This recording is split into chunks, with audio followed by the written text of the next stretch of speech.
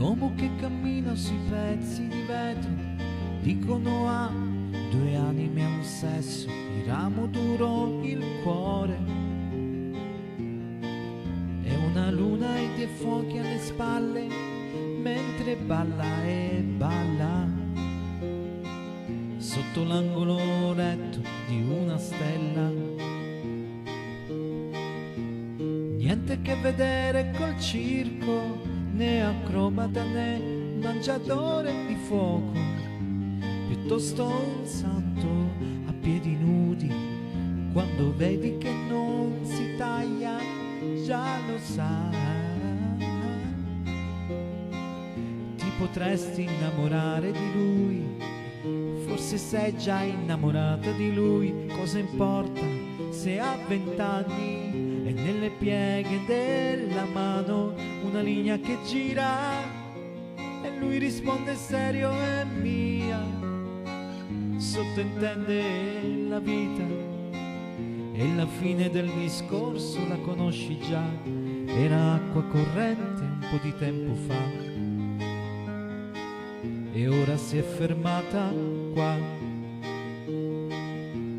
Non conosce paura l'uomo che salta e vince sui vetri e spezza bottiglie, ride e sorride perché ferirsi non è possibile, morire meno che mai e poi mai.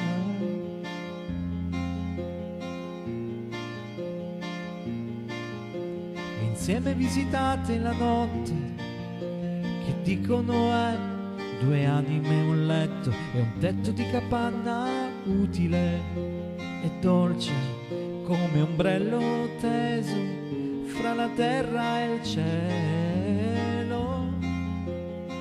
Lui ti offre la sua ultima carta, il suo ultimo prezioso tentativo di stupire, quando dice 4 giorni che ti amo, ti prego non andare via, non lasciarmi ferito.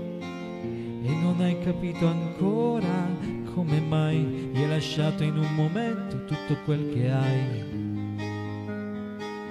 Però stai bene dove stai.